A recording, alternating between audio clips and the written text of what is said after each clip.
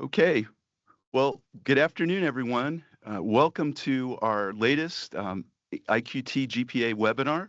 My name is Barry LaFew. I lead IQT's Government Platform Accelerator. And today we have a very exciting guest speaker with Dr. Jeff Decker, and we'll be introducing him in just a moment. And as we go through today, just a reminder, we are recording this event. We will be sharing a link to the recording to everyone that's attending today. And as we go through the event today, we have a section at the end for Q&A. Feel free to put your questions as you think about them in the chat option, and then when we get to the Q&A, we'll go through your questions. And one request would be in the chat, if you wouldn't mind just providing your email, and if we don't get to your chat to your question, Jeff has agreed to send you an email with some answers to your question. Okay, so let's jump into this today. The defense market, I think, as everyone knows, right, is an area of growth and opportunity. Currently, the budget is about $1 trillion a year. There's a presidential budget request to increase that budget to $1.5 trillion in the next year. So definitely represents a significant opportunity for startups in the InQtel IQT ecosystem, as well as others that are targeting the Department of Defense, Department of War. Just as a note here, as a disclaimer, courtesy of IQT's legal department, today's event is meant to be educational. We really want to share best practices and ideas to help our portfolio firms in their journey to build and grow your government business. I wanted to mention that no government funds were used for this webinar today, and then also we're not sharing any proprietary or non-public types of information as we go through this today. Okay, and if anyone has additional questions about that, feel free to reach out to me. Okay, so on to our guest speaker today. Dr. Jeff Decker has just a phenomenal background. He's currently the program director for Hacking for Defense at Stanford University. He's also the managing director of Tech Transfer for Defense, and has done some work for the Precourt Institute for Energy, and is also a research scholar at Stanford. Through Jeff's program, he started his career as an Army Ranger, and has really, through the Hacking for Defense program, he's helped launch over 70 startups, which have created over 600 jobs and raised over $375 million in funding. And the Hacking for Defense program is being used widely across the country. He's also the author of several books, which we'll mention today. And with that, Jeff, welcome. Before we kind of get into the selling for defense, Jeff, it'd be great if you could share a bit about your career journey. You started your career, Jeff, as an Army Ranger, where you were deployed to various places, including the Middle East, and then you moved into your role at Stanford. So, I think all of our startup firms would be very interested to hear about your career journey. So if you could talk us through that. And Jeff, I also wanted to mention that, thank you for your service, for the time that you served in the Army. It's such an important thing to do. So thank you. Jeff, over to you. Well, thanks, Barry, and thanks everybody for joining. I'm really honored to be with InQtel today and to share a little bit about my story and some of the research that I've been engaged with and experiences that I've had over the past few years. So I started out as a Ranger, originally from Buffalo, joined the Army, and I was only in for 4 years, but I did 4 trips overseas, 3 Iraq, 1 Afghanistan, and then after those 4 years, that was enough. My body told me it was time to move on, and so what I did, I went on to grad school. I have so my graduate work was all in international relations. My dream job at the time was to work at a think tank. So I spent some time with Rand Corporation in DC and working with some of the smartest people I've ever worked with. Fantastic experience. One thing one thing that left me wanting from that role with Rand was impact. And I think that's probably something that resonates with all of you, given that you're entrepreneurs and or in the government. It's spending lots of time writing a policy paper or some sort of guidance on how the government might think about a policy or strategy or program was fantastic work. Uh, the issue that I ended up having was I really wanted to see impact, and it wasn't clear whether anybody read my work in the government or if it just got put on a shelf, or in fact maybe it was read and implemented. But really seeing behind the curtain stopped me from scratching that impact itch that I had. And so having that itch and exploring it, I ended up founding a veteran mental health startup. Time around 2014, and I approached the startup process like a researcher. I went away, did my business plan, spent lots of time laboring in a dark room, figuring out like the best way to make this thing run. And when I went to selling it, it fell on deaf ears. And so I couldn't figure out how to make it work. And I ended up reading some books and finding this person named Steve Blank, who's written the Startup Owner's Manual, the Steps to Epiphany, and realized all the ways that I was doing it wrong. And so started doing discovery and quickly learned through several quotes, to paraphrase, that remote mental health is the dumbest thing I've ever heard of. Had I been able to wait 5.5 years with COVID, I think this conversation today would have been a little bit different. But in the whole process of getting the startup to work, really beginning to understand the startup mindset, Steve's methodology, the lean methodology, the business started to go. But one day I went onto Steve's website and saw inaugural class 2016 Stanford Hacking for Defense. And I thought, wow, this class is about solving national security problems, involved in academia, has startup source code, and I just knew that's where I had to be. So I ended up packing up my stuff in Washington, D.C. and driving west to Stanford, and I didn't have a job until St. Louis. So I've been all in with Stanford and Hacking for Defense for 9.5 years now. Very shared some of the organizations I work with at Stanford, but the three primary things that I do are, one, I co-teach the Hacking for Defense class, where I'm honored to be involved with Steve Blank and Joe Felter and Pete Newell and Steve Weinstein, all titans of the defense technology space.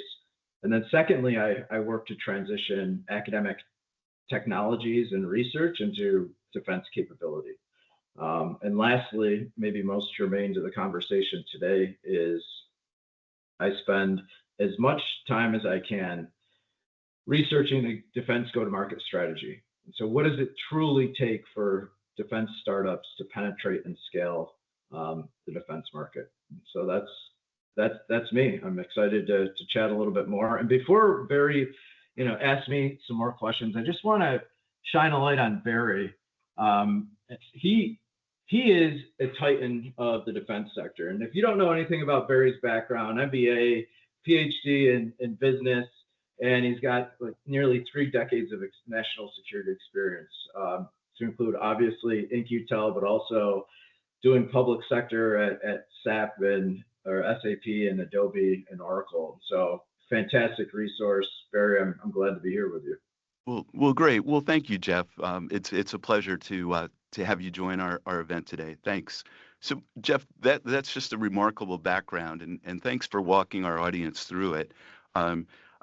Jeff, in terms of your experience, right, when you were deployed in Afghanistan and as you did your research at Rand, what was it that made you kind of decide that you really wanted to focus on bringing innovation into the Department of Defense. And did you have any kind of firsthand experience around how, how complicated and at times dysfunctional it is to get programs moving forward? It's a great question, Barry. I mean, my time in the military, we worked with an outfit called Blackwater sometimes, and I was intrigued by how much value they provide. And so I knew these guys, I worked with these guys, and I knew they were valuable. But on a macro scale, like, what does it look like to outsource? And that's what I did my PhD on. Fundamentally, can private contractors augment or meaningfully supplement uniform personnel? So I've always had this fascination with the free market, where the free market economy meets national security and conflict. And so what ended up happening for me was that morphed from private contractors, and once I got the taste of startup life, into like, how might we employ design thinking, lean startup methodologies to the defense sector. And that's what Steve Blank and Pete Newell and Joe were already doing with Hacking for Defense. But in terms of like my experience in the government, or in the Army specifically, I think it just gave me an appreciation for how thick the bureaucracy is. As a Ranger, like, I never got to choose which boots I wore, which sunglasses I wore, which rifles I used, and the things that we get aren't always the best solutions. Let me give you an example. So we had someone told us, my leadership told us that we needed to use this ball called the Remington Eye, fantastic piece of tech. And the whole purpose of it was, all right, there's a ball, it's got a bunch of cameras on it. You're going to throw it into the building, someone's going to drive it around, and we're going to find out if there are bad guys in there and if they're armed and where in the building they are. And the purpose was so that we had complete or better understanding of what the threat was before we entered the door. So sounded great. Well, let me tell you, from an end user perspective, carrying a suitcase, just standard one handle, and walking into the objective for a few kilometers, arm going numb. I'm carrying this thing, so I can't hold my rifle. Once we get in to the objective area, it's under cover of darkness. And so we operated during nights to have the element of surprise. But as this person's driving this eye around for 20 minutes, dogs are barking, lights are turning on. And so, the idea of, hey, this could save Rangers' lives because they know what the environment is before they go in, was really great. But the reality was, it actually made things, not only more uncomfortable, but also put our lives in danger. So that always that resonated with me, and so that's kind of how I think about the defense market at a high level. So what do end users need? What are decision makers hoping to achieve, and how do we marry those together from an entrepreneurial perspective so we can get the sale? And that's what my Selling to Defense book is all about.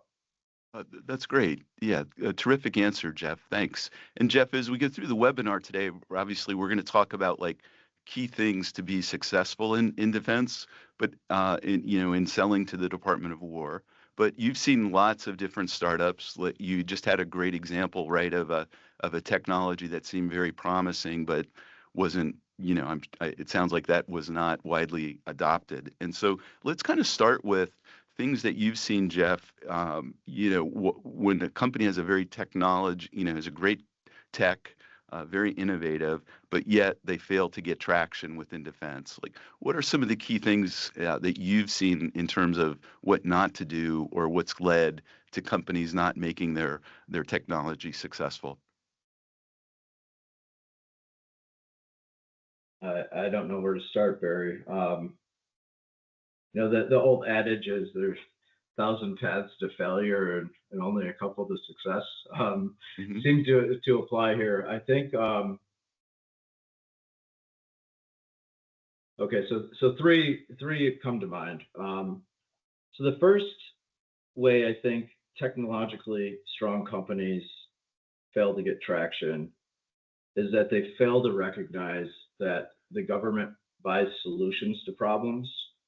They don't buy cutting edge tech or fancy feature suites. So again, government buys solutions to problems. They don't buy sexy tech. And so I failed to mention, I also talked to several startups and coached them through this process as well. And so what I've seen with coaching startups on campus, off campus, is that many of them approach the defense sector from a product first perspective and not a needs first perspective.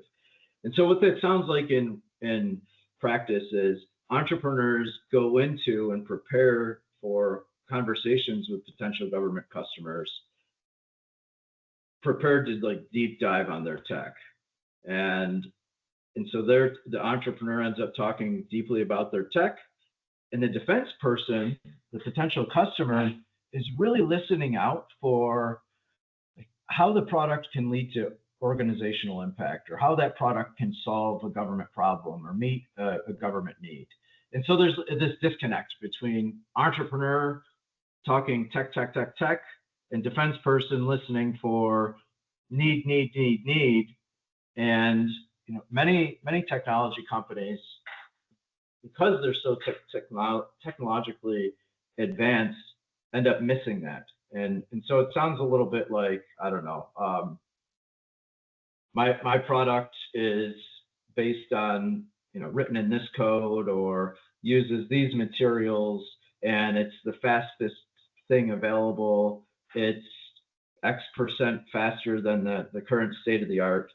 And they just expect the government person or listener to automatically translate, like, oh, okay, sexy tech that can fit into boom this use case, or this we can morph this technology or product into this defense capability.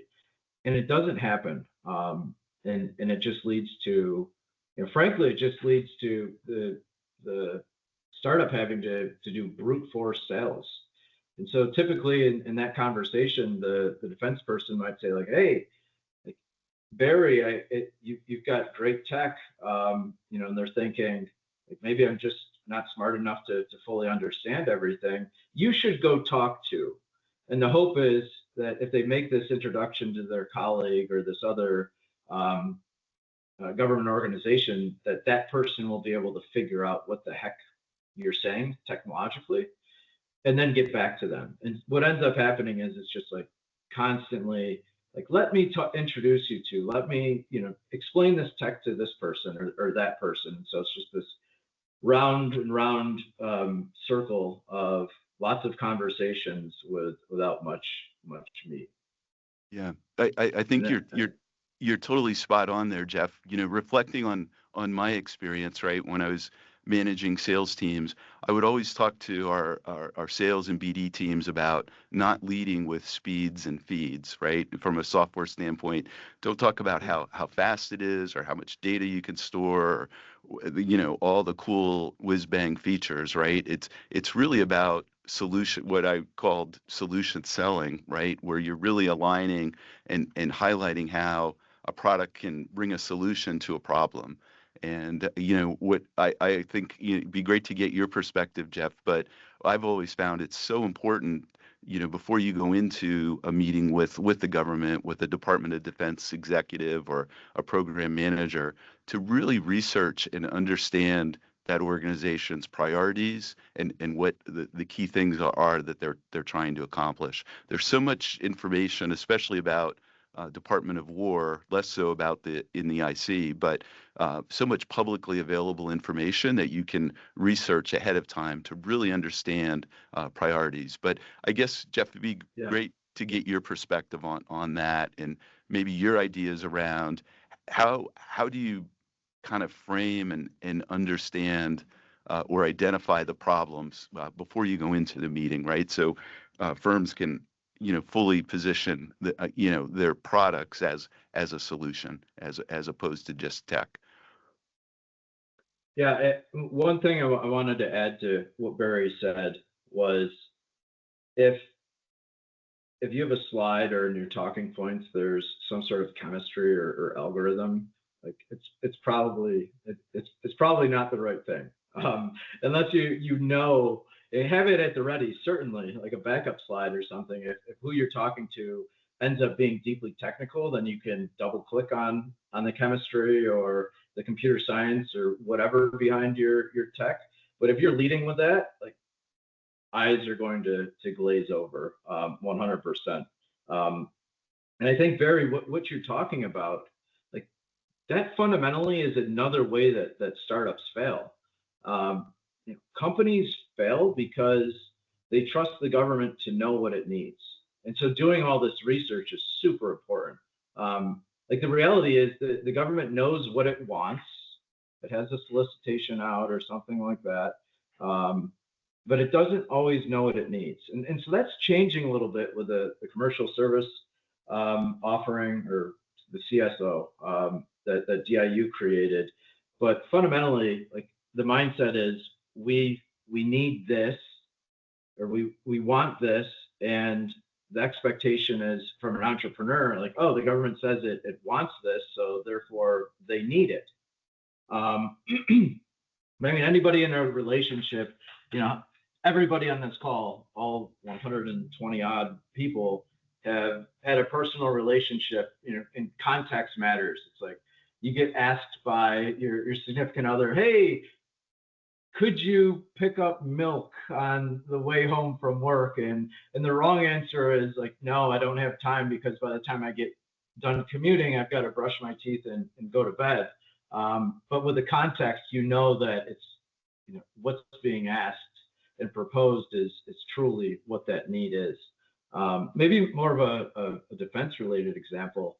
I can't think of a better one than Palantir and D6A. So the distributed common ground system, basically like early 2008, 9, 10 timeframe, the Army said, we want to fuse 600 streams of data and information from drones and sensors to different databases that we have into a common repository. And so they're saying we want this. And the assumption was, it was logical, that we need more data so that intelligence analysts can better perform their job. So if intelligence analysts have more data, then they'll be able to create better outputs. But the interesting thing was that the prime contractors that were contracted to build this thing and the Army, like they didn't really incorporate any analyst feedback. And what that meant was, 600 streams of information, lots of complexity, lots of cost, and significant development time. And so like D6A, the government spent, I don't know, north of $10 billion. It was projected to be north of $10 billion, and they ended up spending almost $10 billion for a system that never worked. And so that's like building to a government want. And then Palantir took a completely different perspective. And their perspective was, okay, government, we know what you want, but let's better understand what you need. And so Palantir got its start by talking to intelligence analysts, doing that research that Barry just mentioned. And what they found was, well, these intelligence analysts, they don't need 600 streams or whatever the number was. What they need is fusion and aggregation pertaining only to Iraq and Afghanistan during this time period. And so it went from like 600 or hundreds and hundreds to like 40, like dozens of different different sensors that needed to be integrated. And so that reduced complexity, it reduced costs, it reduced time. And Palantir, before 2016, it spent less than $500 million. And so 6 billion less than 500 million, like there's a big delta there. D6A failed. Palantir we all know the Palantir story. And I think that the takeaway here is you succeed when the government succeeds. And so help your customer be successful. Do the research to understand what their needs truly are and disaggregate them from what their wants are, and then build that. Yep, that's excellent advice, Jeff. And what's interesting is actually Palantir was an early IQT investment, and they benefited also from an IQT work program to better understand the requirements of intelligence analysts. And yeah, it's just been remarkable the growth trajectory that they've seen and that they continue to be on. So Jeff, let's shift a little bit, right? So you've spent quite a few years, right, focused on hacking for defense, kind of bringing tech into government, helping do tech transfer. You've now you're going to be shortly publishing a book and a whole new framework that's called selling to defense, right? And I guess it'd be great for you if you could explain a little bit about what's different about selling for defense, and then what are some of the kind of key themes and takeaways that you'll be delivering in your selling to defense framework. Yeah, certainly. So first, hacking for defense. For those of you who aren't familiar with it, as I mentioned, 2016, Steve Blank, Joe Felter, and Pete Newell created this course at Stanford called Hacking for Defense. And I personally have been involved this will be my 10th year, since 2017. And the premise of the class is let's take the lean methodology that Steve Blank built, and instead of levering it for creating companies to generate revenue, let's lever that methodology to solve mission-driven problems. And so solving a mission need and is the primary and not generating revenue. And so what we do with this class is we take government problems, real world government problems, we bring them into the class, and then teams of students work on these problems. And InQtel has been a fantastic supporter, specifically Mark Breyer and Steve Bauscher. And so a couple InQtel problems that I can think of that we've had over the years. So one of them was in 2019, how do we recognize what a deep fake is and when it's real media? And this was the time around when there's that fake news deep fake of Nancy Pelosi slurring her speech. Anything from like really frontier technology and bleeding edge national security threats to like how might we the Air Force better design instruction for pilots. So varied across different problem spaces and different users within the government or different problem sponsors. And so the students just apply the lean methodology to getting out of the building, having lots of conversations to truly understand what the problem is, understand the difference between government wants and government needs, and then ultimately to solve the root cause of the problem, not to create a Band-Aid solution. And so the Hacking for Defense book was all about that. And when I published it in late 2024, I was blown away. So this was just meant for students. Students taking the class at Stanford and the 70 odd schools also teaching it across the country.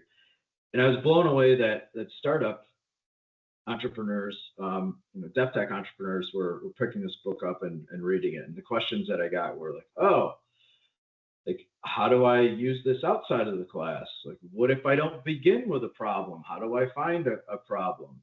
And so selling to defense is a natural outgrowth of that. It answers those questions. And the way I framed the book is, to go beyond discovery. The Hacking for Defense class is largely discovering what the needs are, what the perspectives are, which problem are we going to solve. And there are three parts of the Selling to Defense book: discover, iterate, and sell. So what that means is discover needs, so government needs, iterate and refine your product so that you can earn trust in your product with warfighters, as well as gain credibility compliance-wise with the bureaucracy, and then sell only when you know that you have value to return, or value to offer the Defense Department. So that's, again, discover, iterate, sell is how I break that up. Excellent. That sounds like a terrific methodology. And Jeff, you're going to be publishing a book? Approximately when will the Selling to Defense book be published? Oh, that's I think that's the hardest question you could possibly ask me today. Okay, sorry about that. Yeah, no. Probably late summer, Okay. early fall. Okay, great. We'll be looking forward to it. And Jeff, you just kind of described like the key kind of three steps to your selling to the defense framework, with things that you've seen with other startups, right? Like where in that process do startups typically get stuck, and like what's kind of the biggest kind of area to kind of that you see that they have the most difficulty with, right? Is it that early kind of problem discovery, or is it more getting their technology, to have all the bells and whistles and compliance capabilities that are needed to sell into the Department of War? Great. Another great question, Barry. As you were asking it, I was scanning through the participant list, and I see who I believe is Dr. Rich Carlin, formerly from ONR. Rich was instrumental in standing up Hacking for Defense at Stanford and across the country. So I just wanted to give a shout out to Dr. Carlin there. But back to your question, Barry. So the question was, where do startups get stuck, and what are the common problems? Yes, that's right. Yeah. In terms of relative to the steps in the Selling for Defense framework. Yeah.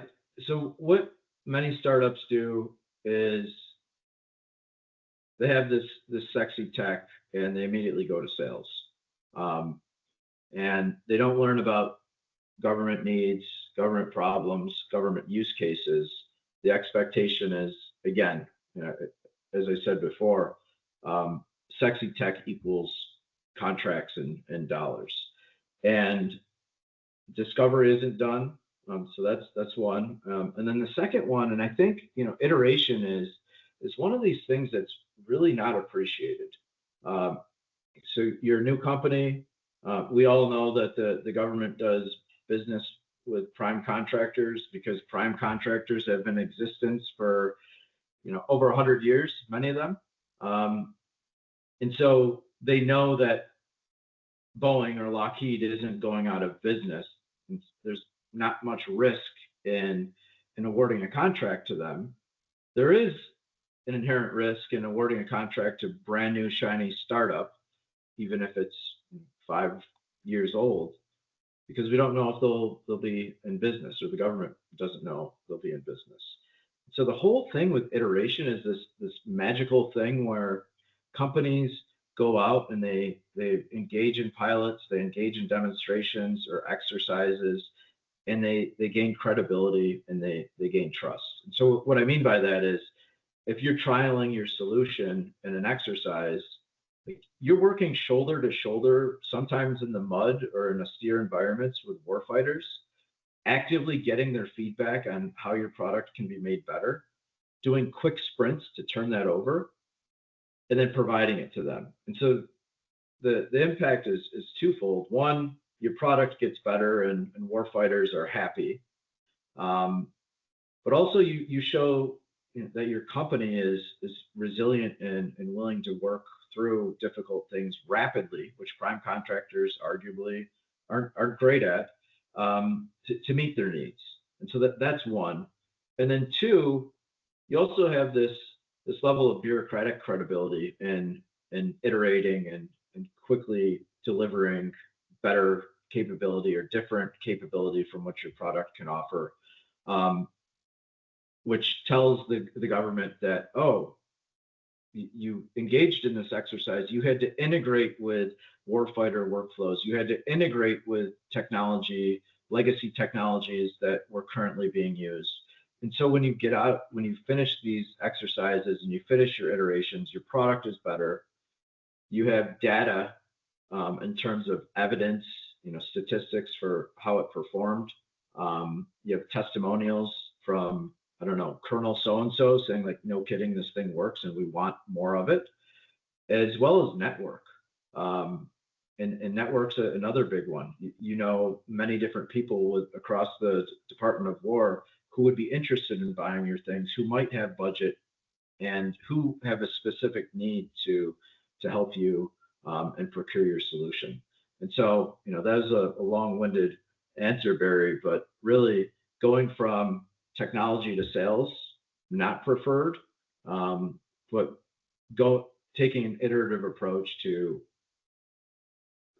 gaining an understanding of the needs, iterating to refine your product, gather evidence that you can then marshal evidence, data, and network to land contracts is the proven way to go. And so that was pretty abstract. One example I can think of is PicoGrid, great case study in how to do this in the wild. PicoGrid is a company that integrates sensors, platforms, and people. And they were involved in an Army pilot, and they had this bright, shiny prototype, and it left soldiers wanting. Like, great sensor fusion, integrations, wonderful, but ... Soldiers were uniformly giving feedback that we need this thing to be portable, and we need it to be capable of doing AI targeting. And so rapid iteration, PicoGrid ended up tweaking what they had, creating a backpack-sized unit, not something that went on the back of a truck bed, so man portable, and it ended up being it's called Portal, but it ended up being it's currently the company's bread and butter product. And so, example of a company listening for feedback, testing, listening for feedback, and iterating. Great. Excellent. I think that's a very important insight. So, Jeff, a book that I've always been a fan of and an author is Jeffrey Moore, right, with his book Crossing the Chasm. And I think what I see as a common challenge with IQT portfolio firms, as well as other firms kind of working to enter the DoD market, is they'll initially they'll get an IQT work program, or they'll get a CIBR award, right, to kind of build a prototype, allow them to kind of iterate and get some government funding for essentially R&D to enhance or modify that product, right? But there's the whole famous chasm, right, that I think companies run into, and that's also in the defense world sort of is sometimes called the valley of death. And it'd be really terrific to get your perspective on that and some strategies and thoughts that you have to help make crossing that chasm or the valley of death, right, to make that a very short window as opposed to something that could stretch out for years, which really makes it very, very difficult for startups to to survive and thrive with that type of challenge. That's a great point. I loved the book, and so those of you who aren't familiar with it, it's like this bell curve, and it's looking at how different people or segments adopt new technologies. And so, again, bell curve, really small section of early adopters, truly visionaries, those that are forward leaning, and but they're not as tech forward as the visionaries. And then there are those people who adopt it once it becomes mainstream, and then there are those that like don't have a cell phone until their house phone is just basically obsolete. And so they only adopt when obsolescence happens with the current product. And I think that model is super important and applicable to the defense market, not only in terms of adoption, but also market and bureaucratic penetration. And so as a startup trying to sell into the Defense Department, 2.2-ish million people, Department of War, you are going to need to find these early adopters, these champions. And yes, absolutely for product adoption per Jeffrey Moore, but also because these champions, these early adopters will serve as Sherpas for you to understand the morass of the bureaucracy. And so what I mean by that is, one, champions can help you to understand which programs are being set up, or which needs your product might be best suited for. They are also really valuable at getting you introductions to key people within the organization that you not having a .gov or .mil email address, you might not be able to get their attention. And so the way I think about this in selling to defense is, if you're working initially on learning, not selling, learning about what the government needs are, learning about where they're spending their money. So it's need plus budget. That's what you're toggling for. You're then creating products and iterating on products that are going against those needs, while simultaneously picking up champions as you go along, and really building that bell curve of penetration so that you can fully and truly scale. Great. Yeah, I think that's really, really important, Jeff. And I think also, right, is I think you spoke earlier, right, about the whole reducing the risk for the government. And one thing that I've seen is very important, right, is to have a successful kind of pilot and use case, and ideally have that customer be willing to talk to other parts of the Department of War or other agencies about their insight. I mean, that is incredibly important, right? Because no one ever wants to be first sometimes, right? Sometimes it is. Some people really lean forward, and which is fantastic, but you really want to then find other early adopters, which hopefully will give you additional funding, and not just depending on one customer, right, who then may have a 12, 18-month budget cycle until they can fund deployments for it. So I think that's really key, is doing that. And then it's also understanding how that particular solution that's been built, right, to solve a mission problem, find out other parts of the government that have similar or corollary problems as well, right? And then really hopefully get the network effect going to scale that. So terrific. That's wonderful advice. Yeah, yeah. So, Jeff, we're coming up here. We want to save some time for questions. So I'm going to leave you with one last question, and then we'll go to audience Q&A. And as a reminder, you can use the chat feature to enter your question. We ask that you also provide your email in the event we don't get to it today, and Jeff will follow up with you with answers.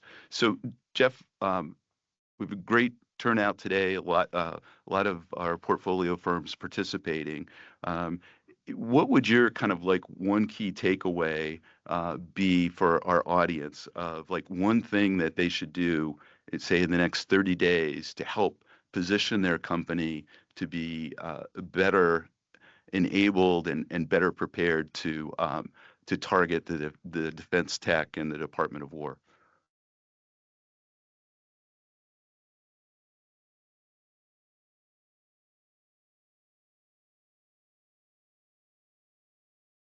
This is a thoroughly unsexy answer, but I promise it'll help. If you could, in the next week, 2 weeks, work with your team, go through all of your notes, and map out in an organizational chart all of the different government organizations that play in your space. And it might look a little bit like Department of Navy initially, and then like, oh wow, Department of Navy consists of Navy and Marines, and then like on down into the individual Marine Corps and the Navy, to really identify the operational units that address day to day a problem or need that you solve, is such a powerful exercise.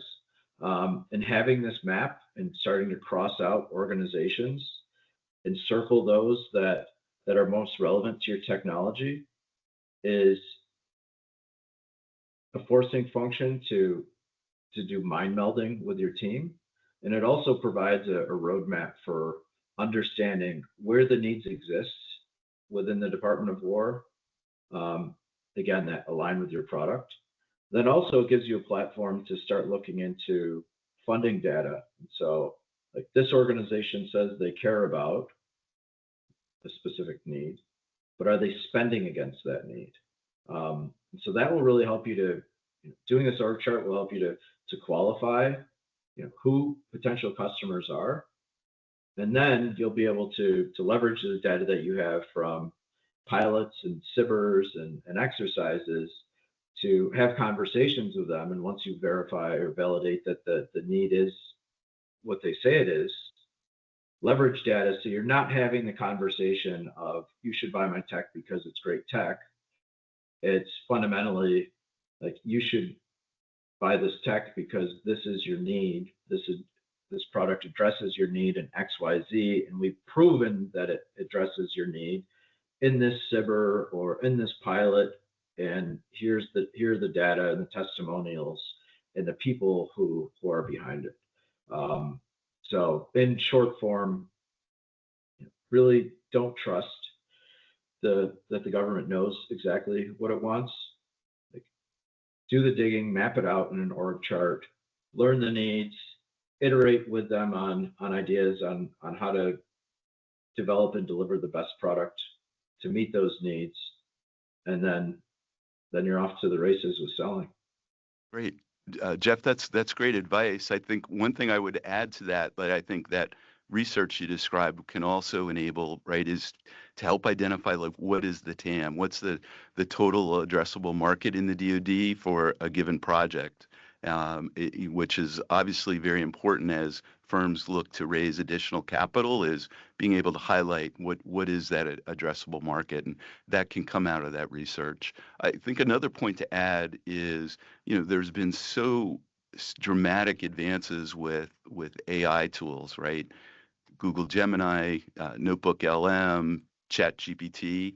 And the unique thing is a lot of DoD and Department of War requirements are publicly available. And there's a tremendous amount that you can do, to do research without having to have some subscription or hiring, an experienced consultant, that you can really do by curating data with deep research mode, with some of these research tools, kind of building them into, like I said, a curated Notebook LM to really kind of capture that information. And then hopefully as a firm, right, you also have someone that knows the Department of Defense, knows how the government operates, and can help you with that journey as well. So terrific. Well, thanks for that answer, Jeff.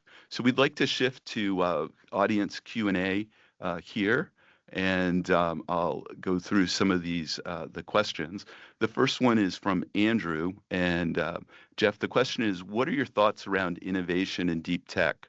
I work for a deep tech semi company, which is much harder to describe than an innovative company. Barry, is it possible for Andrew to come off mute and maybe unpack his question a little bit? If I can find him in this list of the audience, that or Andrew, if you can maybe add some additional clarifications to it, and it's Andrew. And well, I'll take a stab at it while we're trying to get more context. Andrew, the question that I think you're asking is, you've got a deep tech semi. Is that a trucking? I'm thinking Probably, it's a truck. Probably semiconductor, Jeff. Oh, semiconductors. Yep. All right. I was thinking autonomous. Okay. Okay. All right. I thought Andrew added here. Yeah.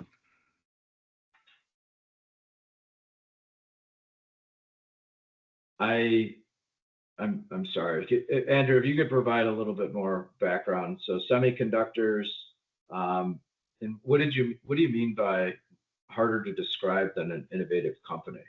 My initial reaction is, what do your semiconductors unlock? Like, what value fundamentally do your semiconductors unlock, and which use cases do they apply to? Does it unlock value in terms of computer vision or autonomy? Is it compute? And so those are all great things, but who ultimately cares about those things? So which decision makers and which organizations need more compute? And then how do you translate that to defense? Is the application ISR, or intelligence, surveillance, reconnaissance? If your semiconductor is faster at processing, how does that translate to? Yep. Can you hear me? Yes, Andrew. Yes, you should be able to. So I don't want to make it a long. I was trying to build a sort of universal question rather than to be specific to us. But yes, it's a semiconductor company, but we provide a universal provider with an unfair advantage. So basically, we can change all electronics, not just one thing. But we're deep tech. So if we start explaining the physics, right, we lose the people. But if we can't explain the physics, then we can't explain, we could explain behaviorally what the advantages are, but it's tricky, right? You got to understand things. It's new, very advanced technology is more like magic than it is like trying to take people down a line. And you sort of touched on the points at the beginning, actually, but it's a hard world to be in, right? That's really what I'm saying. Yeah, certainly, Andrew. So thanks for expanding. I get this question a lot, especially on the academic side. And so what I typically suggest to people is, it's not how you do the magic. It's not what's under the hood of the magic. It's why is the output valuable to the Defense Department? And then who, what, when, where, the descriptive properties of the value. Like, how do they intersect with the Defense Department? Does that make sense? Yeah, absolutely. You have a set of physicists, right? And the one thing they want to do is describe the physics, right? And you have very few of the business people because the company is focused on the physics, right? So exactly right. 100%. And then it also comes down to which color of money you're going after. Mm-hmm. Like if you're going after RDT&E, so then you may end up having more of a conversation about the physics. But if it's a procurement or operations and maintenance contract that you're shooting for, then like the tech and the equations, like they matter far less. It's all about output. How does this move the needle for warfighter? But bottom line, if you end up just leading the narrative arc with this is valuable to warfighter based on X, Y, and Z in these situations, then a highly technical person in the conversation could then say, Andrew, well, talk to me about the physics. Are you doing X or are you doing Y? What makes you different? Great. Yeah. Thanks, Jeff. And Andrew, thanks for your clarification and question. So we'll go to the next question, which is from Stephen Saltzman. And the question is, does the DoD get involved in specifying components in a new system or device, or do they rely on the system or device vendors to design in the right components? I think that's the question there, and that does come up frequently, right? Where companies are maybe designing like a really cool new LiDAR chip, right? That does amazing things compared to the status quo, but then they're searching for how do they get that, plugged into a program of record or into a larger system. Yeah, and I think, Barry, I'd be curious to get your response to this question too. I think in my experience, it's been a little bit of both, but fundamentally,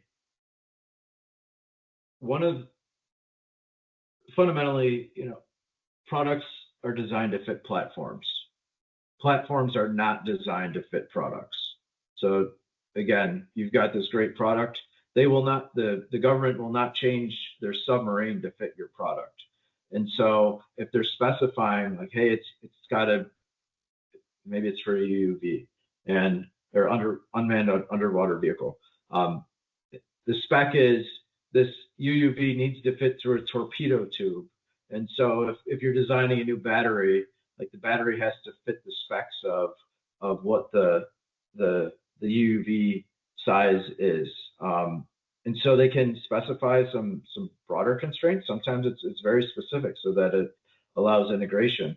But the bottom line is, indicating, even if you go outside of the box, that your product plays with legacy systems, which systems they are, how to integrate not only with those systems, but human workflows for operating those systems is exactly what they're looking for. And if you can communicate that, I'm not saying that every time you'll allow them to change their spec, but you can at least begin having a conversation of how you might be able to approach the problem or develop a solution that adds the value that they're looking for, but could potentially be outside of their spec or requirement.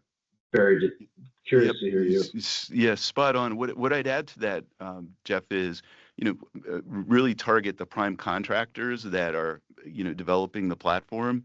The government has something called with these long-term contracts, something called technology insertion, right? A tech upgrade, a tech insertion, and I think really combining targeting the government to understand why this new capability could add value at a lower cost to the platform is important, as well as then developing a relationship with the prime contractor or contractors that are also part of it, right? Prime contractors are also very risk averse, but what they are motivated by is the ability for them to grow their contracts and to provide additional value to the government. And so you'll want to frame it in that respect.